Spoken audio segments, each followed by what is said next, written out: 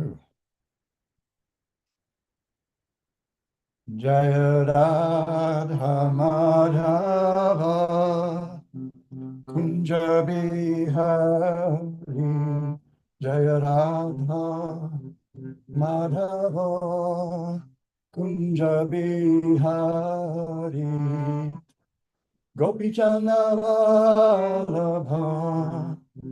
Girivaradhari Gopi Vallabha Girivaradhari Yashodanandana Braja Jana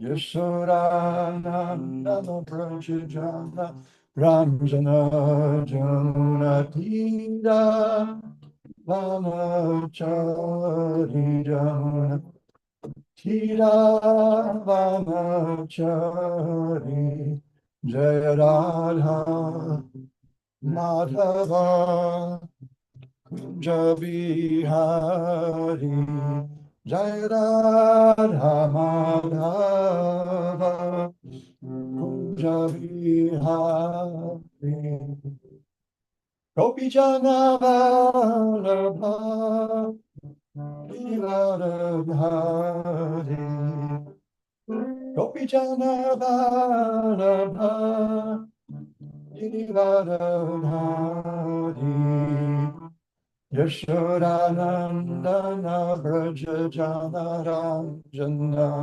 Yashodanandana Braja Jana Ranjana Yashodanandana Braja Jana Ranjana Jamunatira Vanachari Ramuna Tira Vanachari.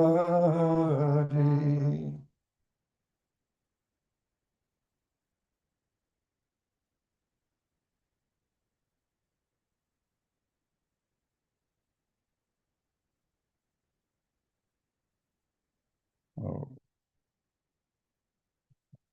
Om Namo Bhagavate Vasudevaya. Om Namo Bhagavate Vasudevaya. Om Namo Bhagavate Vasudevaya. So this morning we will discuss Srimad Bhagavatam, Canto 1, Chapter 1, question by the sages, text 16. Ko va bhagavatastasya punyashlokedya karmanaha Shuddhikamo na shrunuyad yashakali malapaham. Okay, what's our convention in this regard? Maharaj, it's up to you, but typically we will just ask you to do the reading and we will just hear you from behind a muted mic. Okay. Okay, so I'll read the verse one more time. Kova bhagavatastasya punyashloke dyakarmanaha Shuddhikamo na shrunuyad yashakali malapaham. Word to word. Ka, who, ba, rather, Bhagavata, of the Lord, tasya, his, punya, virtuous, shloka idya, worshipable by prayers, karmana, deeds, shuddhikama, desiring deliverance from all sins, na, not, shunuyat, does hear, yashaha, glories, kali, of the age of quarrel, mala'apaham, an agent, or the agent for sanctification. Translation and purport by His Divine Grace, A.C. Bhaktivedanta Swami Prabhupada. Who is there, desiring deliverance from the vices of the age of quarrel, who is not willing to hear the virtuous glories of the Lord? Srila Prabhupada's purport. The age of Kali is the most condemned age due to its quarrelsome features. Kali Yuga is so saturated with vicious habits that there is a great fight at the slightest misunderstanding. Those who are engaged in the pure devotional service of the Lord, who are out without any desire for self-aggrandizement, and who are freed from the effects of fruitive actions and dry philosophical speculations, are capable of getting out of the estrangements of this complicated age. The leaders of the people are very much anxious to live in peace and friendship, but they have no information of the simple method of hearing the glories of the Lord. On the contrary, such leaders are opposed to the propagation and glories of the Lord. In other words, the foolish leaders want to completely deny the existence of the Lord. In the name of a secular state, such leaders are enacting various plans every year, but by the insurmountable intricacies of material nature, of the material nature of the Lord, all these plans for progress are being constantly frustrated. They have no eyes to see that their attempts at peace and friendship are failing. But here's the hint to get over the hurdle. If we want actual peace, we must open the road to understanding of the Supreme Lord Krishna and glorify him for his virtuous activities as they are depicted in the pages of Srimad Bhagavatam. Om Jnanatimirandhasya Jnananjanashalakaya Chakshurunmilitam Yena Tasmai Shri Gurave Namah Mukhaṁ karoti vachalam pangum langhayate girim Yat kripatamaham vande Shri Gurun Dinataranam Shri Chaitanya Manobhishtam Stapitam Yena Bhutale Swayam Rupa Kadamahyam Dadati Svapadantikam Nama Om Vishnu Padaya Krishna Preshtaya Bhutale Srimate Bhaktivedanta Swaminiti Namine Namaste Saraswati Deve Gauravani Pracharadine Nirvishesha Shunyavadi Paschatya Deshatarine Pancha Kalpatarubhyascha Kripa Sindhubhya Evacha Patitanam Pavanebhyo Vaishnavebhyo Namo Namah. Okay, verse again. Gova Bhagavatastasya punyashloke vyakarmana shuddhikamo na shrunuyad yashakali malapaham. Who is there desiring deliverance from the vices of the age of quarrel, who is not willing to hear the virtuous glories of the Lord? So,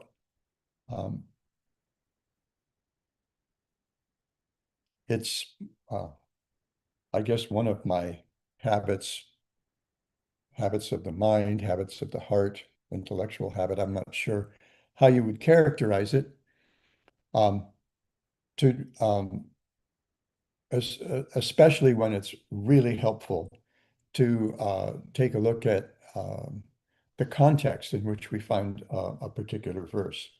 Quite often, when we look at these verses in isolation, which is how we look at one verse a day, generally, one or maybe a little cluster of verses each day. And we discuss them almost as if they were, as if they stood alone. And each of them does in its own way, but it's also particularly powerful to understand them in the context in which we find them. So, we have this amazing opening verse, which these first three verses of this chapter constitute what's called the Mangalacharanam of this of the text of the Srimad Bhagavatam. So these are the verses that invoke auspiciousness. And in Sri Chaitanya Charitamrita, Srila Krishnadas Kaviraj Goswami explains that a Mangalacharana has three parts. First part is Namaskar. The second part is the Vastu Nirdesha, and the third part is Ashirvada. And the first three verses of this chapter of Srimad Bhagavatam um, are each is one of these three things. So the first verse is the Namaskar. Namaskar means offering obeisances, um, offering salutations, if you like, to the topic, to the personality um, whom the text is meant to glorify in this case. Quite often the invocation, like in epic poetry, the invocation would include um, invoking the author's muse, that personality who inspires um, the author to compose this particular text. So we see, like at the beginning of trying to remember other epic poetry, like Greek epic poetry, but I don't have a close enough handle on that right at the moment. But um, as an old English major, I remember noting that um, we see this in Paradise Lost, John Milton's um, epic poem Paradise Lost. And so he begins uh, by invoking his muse, who is God. And he also tells the purpose, which is what we see in the second text, the Vastu Nirdesha shloka, the point that the text is going to make, or the point of the text's purpose. So, he explains that it's meant to justify the ways of God to man, as Milton puts it. So here we see this invocation, and here the author, the speaker of the Bhagavatam, is invoking Krishna, the son of Vasudeva, the personality of Godhead, and he glorifies him in so many ways. And when we look at the commentaries, I asked um, Vrindavan Nattabara how this was dealt with, and Hridayananda Maharaj was the inaugural speaker, and he encapsulated it because we see Srila Prabhupada's purport is very long. I don't remember how many pages it is in an analog text, a paper text, but many, many, many pages. And in that purport, Srila Prabhupada um, shows us four different ways to read this verse. And uh, Srila Vishwanath Chakravarti Thakur, in his commentary, examines five different ways to understand this text. So there's that. And then the second text tells us, this is the Vastu Nirdesha shloka, and it tells us um, what the text is about, and also it suggests who would be um, the most suitable audience. In other words, people who would actually be able to appreciate, um, uh, much less assimilate, as is suggested in this verse, or in this verse and the surrounding verses, the essence of Srimad Bhagavatam, and that is, it's for those souls who've already completely rejected any kind of personal agenda. Um, they're um, they're called Satan, those people who are pure in heart, and they're explained as being pure in heart because they're non-envious, and they don't envy anybody because they don't have a personal agenda. They've completely rejected even what's considered the four great goals of human society: dharma, artha, kama, and moksha. Religious virtue, um, material progress, um, the enjoyment that we can get from getting ahead in the material world. And then when we've exhausted all that, seen through the scam, seen behind seen behind the curtain that the Great Oz is just pudgy little guy with a squeaky voice. Um, we've seen that the whole material enterprise is really just a scam. Then we want freedom. Then we want liberation.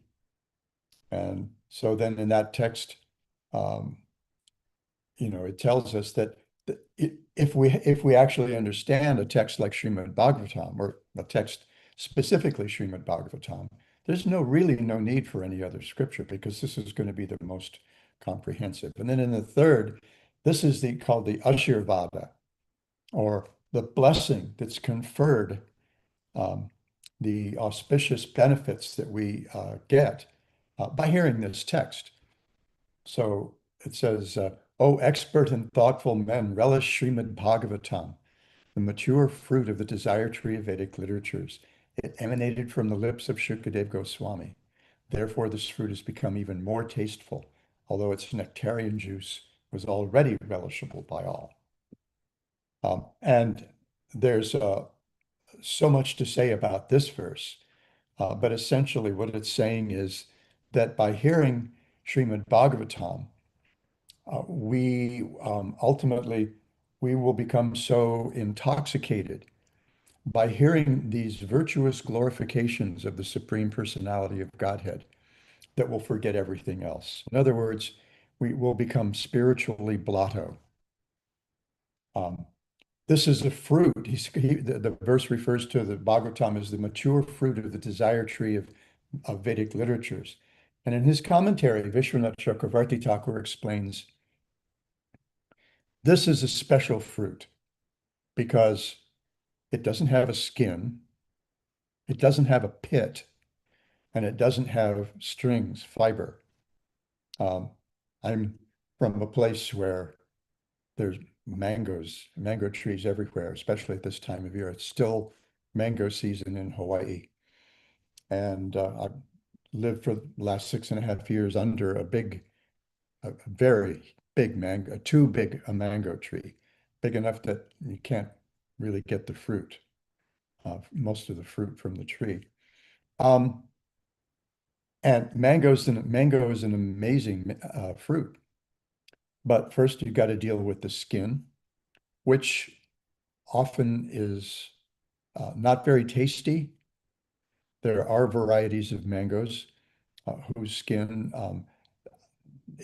actually tastes good and doesn't. There's something in mango sap that can be very irritating to the body. And there are varieties of mangoes whose skin doesn't seem to have that in very strong concentrations. So it's actually okay to even eat the skin. And then they've got strings. Some varieties of mangoes are less stringy than others. And then you've got to deal with the pit, big mango pit. However, this fruit doesn't have a pit. It doesn't have fibers, and it doesn't have a skin. It's just juice. So how are you going to eat it? How will you consume it? Through the ear. Drink it, the verse says. Drink it through the ear. How much should we drink? Until we pass out? Because it's so overwhelming.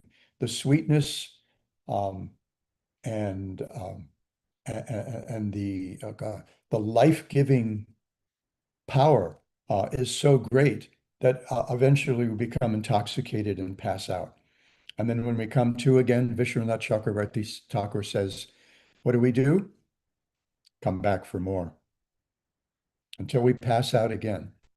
So this is a really wonderful verse. And then we have these verses telling us about the sages performing this 1,000-year sacrifice and how they approached Sutta Goswami, the most senior and revered of all of them. So they glorify him, as we've seen over these last few verses. And so they ask him, please tell us in an easily understandable way what you've ascertained to be the absolute and ultimate good for people in general. I've been musing about how all of a sudden, because I wasn't able to get it together to ship sort out my books in Honolulu and ship them here, I'm living here with no books at all. But yesterday, I received in the mail a book, and that's a book by my friend Guru Nishta called Half the Way Home. It's a collection of his devotional cartoons, and one of them, um, oh, here it is. I think I'll see if I can put it on camera. I don't know if you can see. Okay. So this is devotees drinking deeply of absolute truth. And the caption is a paraphrasing of that third verse. O thoughtful persons, continuously drink the nectar of Srimad Bhagavatam until you faint. And when you regain consciousness, drink again. So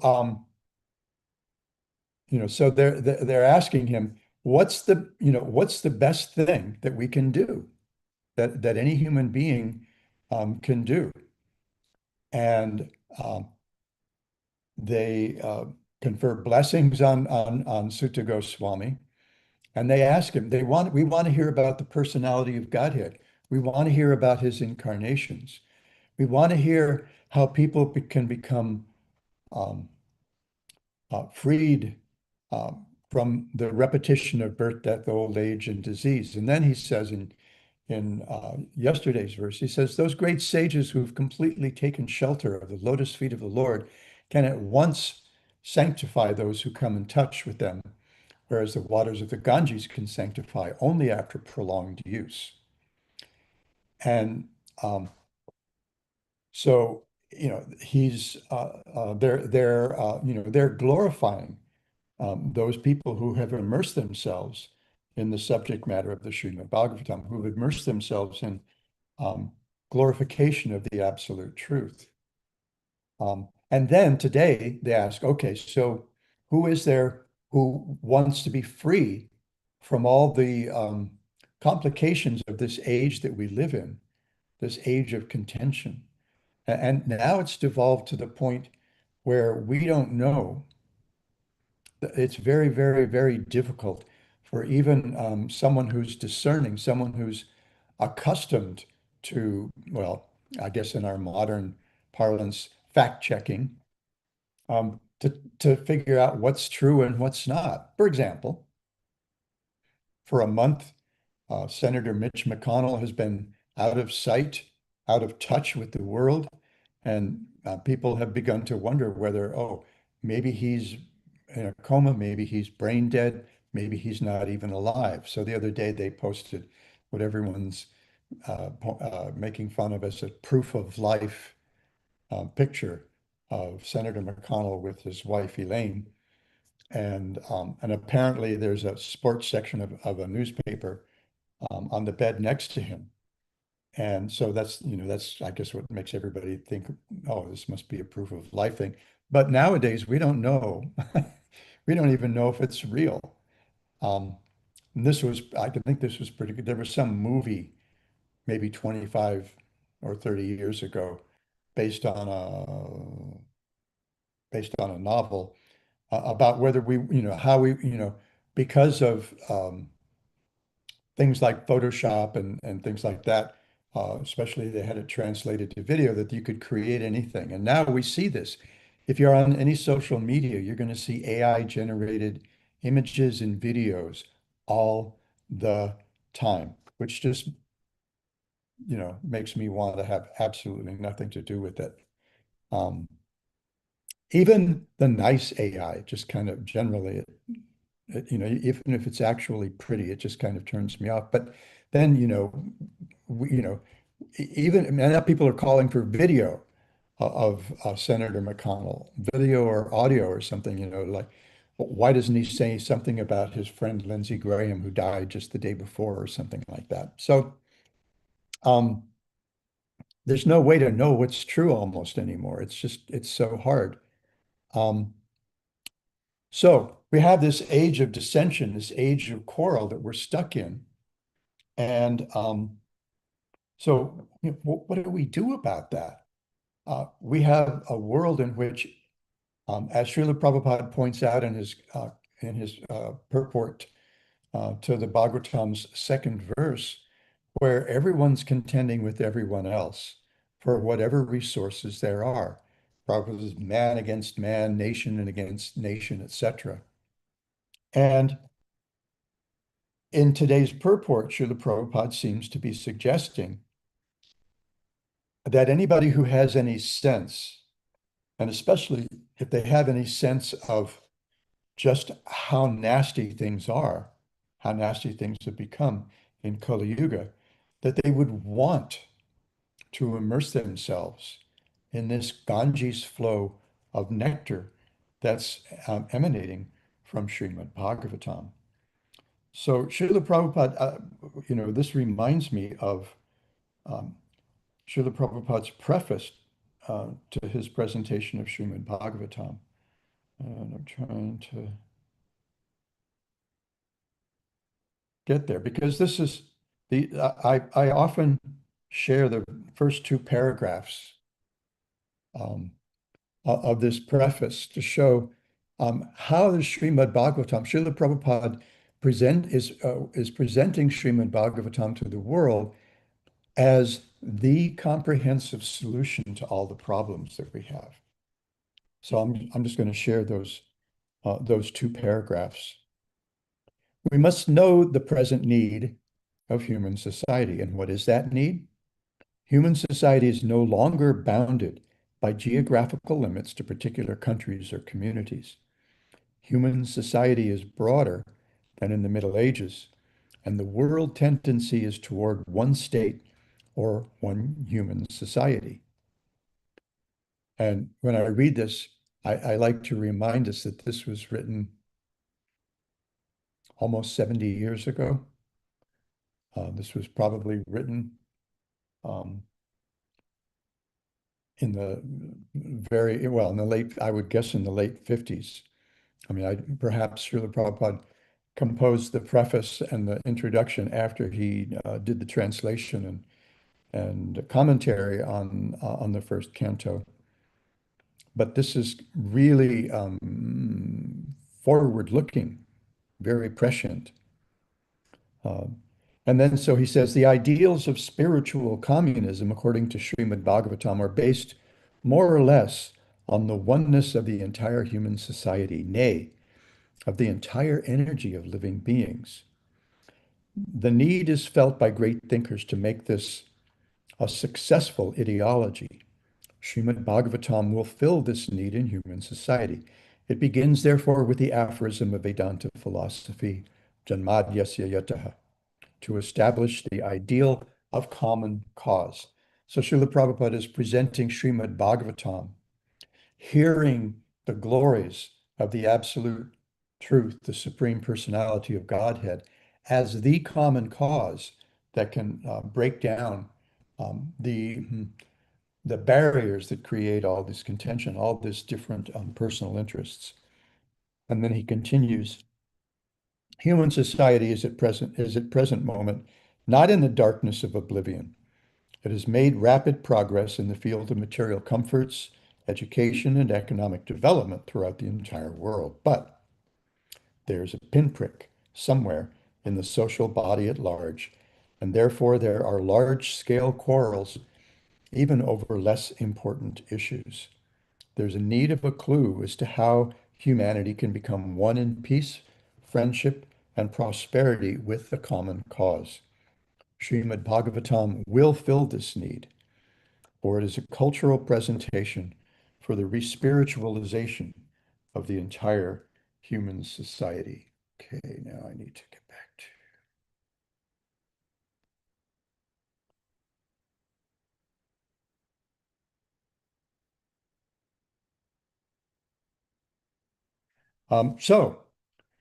So this is the focus of Srila Prabhupada's purport to this verse. As he often does, Vishwanath Chakravarti Thakur um, seems to comment on clusters of verses because in his commentary on this verse, he's really reflecting back on the previous couple of verses that tell us how important it is for us to hear um, from Srimad Bhagavatam. So, he says well, as I mentioned, he says in 15, the previous verse, he says, those sages who completely taken shelter at the lotus feet of the Lord can at once sanctify those who come in touch with them, whereas the waters of the Ganges can sanctify only after prolonged use. So in his commentary and in Srila Prabhupada's purport, there's emphasis on the purifying nature of the Ganges. But Vishwanath Chakravarti Thakur hmm, goes goes a little further. Well, he discusses the importance of that kind of association, the benefit of taking the association of those who have made the Bhagavatam their lives. So he says, those who take shelter of the Lord's 2 feet, the devotees, purify people of the contamination of ignorance immediately, just by people remembering those devotees. How much more purification will take place by seeing, touching, or serving those devotees? This is to be understood because of a similar statement later. And this is a statement from the 19th chapter of the first canto. Simply by remembering you, our houses become instantly sanctified. What to speak of seeing you, touching you, washing your holy feet, and offering you a seat in our home. And he continues saying, it should be understood that the waters of the Ganga purify by their direct presence, having been brought from a distant place. However, there would be a contradiction um, in the statement, liberation comes from seeing you. I do not know the result of taking a bath. So he goes on and he talks about the difference between the kind of liberation you can get from bathing in the Ganges to he compares that with actually taking shelter, coming into the presence of those sages who have made the Bhagavatam their entire life. And in his Kram commentary um, on this verse, there's a kind of a loop, Jiva Goswami, there's a loop um, uh, between this verse and a verse in his Krishna Sandarbha. Actually, there's a verse in the Krishna Sandarbha that actually cites this verse as being something that's very clear, but that's not what I wanted to look at. In here we go.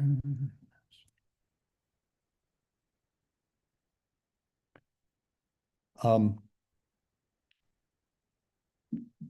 there is a oh, where did it go now? I had it. There's they quote Jiva, I think it's Jiva Goswami quotes um,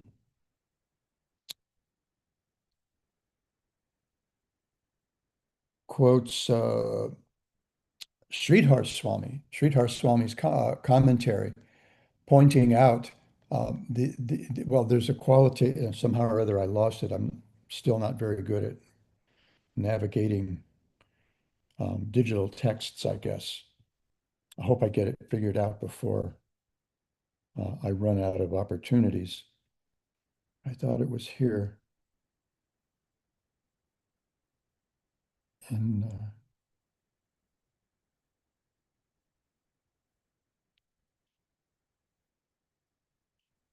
oh, yeah, here it is in the Krishna Sandarbha.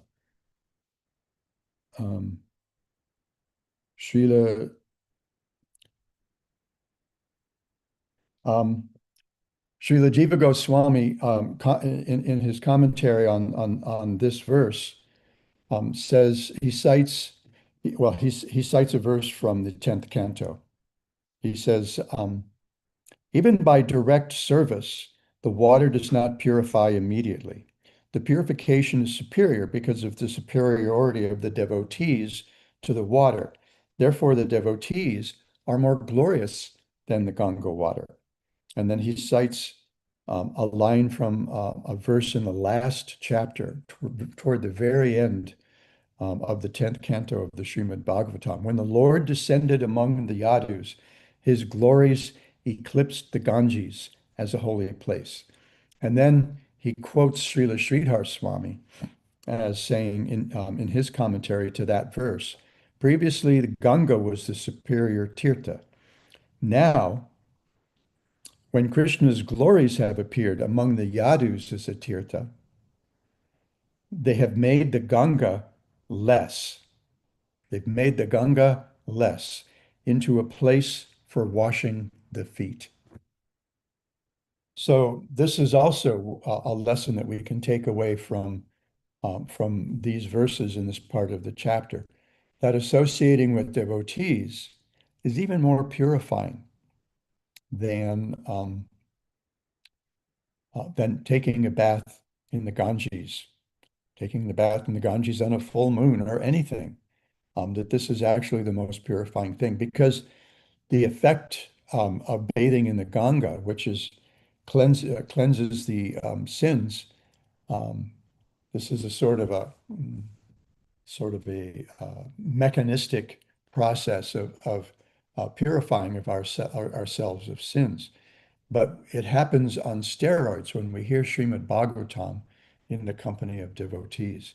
This is actually the um, this is actually the highest act that human beings can perform, because the Bhagavatam, as we find elsewhere in the first canto, it's the incarnation of the Lord for the sage. One of the questions that the sages has is, well, in this age of Kali, where do we find religion nowadays?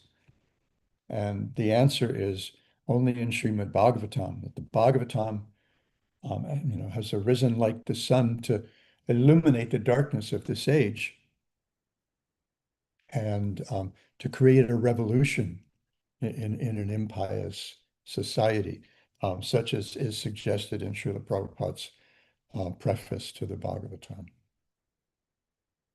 So those are just the points I wanted to make. I want to just kind of talk about the context for this verse, showing that that association with devotees, hearing Srimad Bhagavatam and the association of devotees is actually the highest religious activity. Um, and that in the context of coming together to chant the holy names of the Lord, as we see at the very end of the Bhagavatam, at the end of the 12th canto. The last verse um, talks about the purifying effect of congregational chanting of the holy name of the Lord. Okay, so I can stop here and open up for discussion. We have a few more minutes.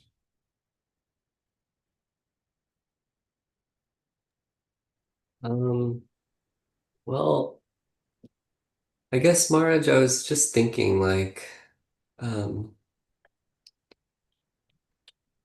this is speculation on my part, so, put up a stop sign if I'm going too far.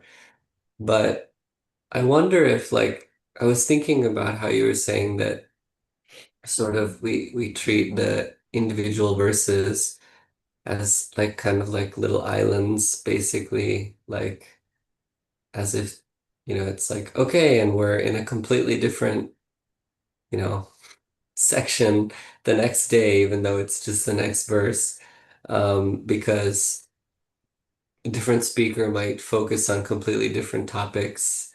And so much of our philosophy is interrelated. So even on the same topic, like one person can give a class about like farm communities, and another person can give a class about deity worship and things like that. So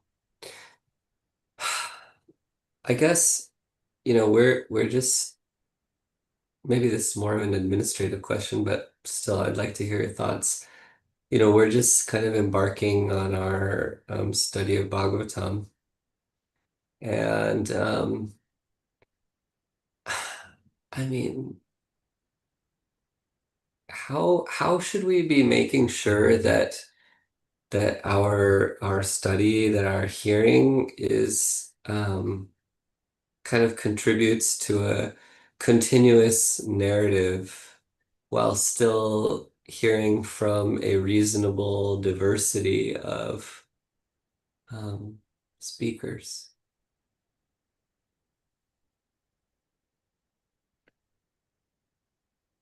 Oh, well, that's a good, I like that question. Um, and one answer might be, I don't know that that's necessarily a problem because the Bhagavatam is so rich and there are certain themes that come up over and over again in the Bhagavatam. And um, they don't just come up as repetition, but they become, oh gosh, what's the word I'm looking for? Well, um, there's a more uh, each time they come up, there a little more richness is brought into the discussion. There's more depth, more texture added to that theme, so they become broader and deeper as we go through. So it's sort of like a, I don't know, kind of like a spiral, and there'll be things that tick off along the line of that spiral of these different themes that come up. And then it all comes to a head in the 10th canto. And the fact is that the Bhagavatam is so rich, the Vedanta itself is so rich that that it not only easily accommodates, but it also warrants, it demands um, exhaustive and continuous discussion. Because there'll always be new insights. So it's not necessarily a problem, especially if you live a life like Chaitanya Leela's, where that's what you do, right? Chaitanya Leela will often just say, well, this is my sadhana, just listening to his, because he lives somewhat isolated from devotee communities. So he's kind of creating his own community by listening to a number of voices throughout the week, um, several times a day, to hear how Srimad Bhagavatam, the topics of Srimad Bhagavatam are discussed. And so in that way, it becomes uh, progressively easy to to see and find connections among different things. And so this is so rich. You think of Srimad Bhagavatam as some religious text that's supposed to prepare you to die or something like that, but it also shows us how to live in this world, how to live in this world as good people, and even more importantly, more to the point, to live as spiritual people. And that includes, creating a peaceful society. So, I mean, that's what Srila Prabhupada leads with in his preface, that this is actually a great, this is the social panacea. This is the uh, comprehensive cure to all the social ills that that we have to endure. So, if,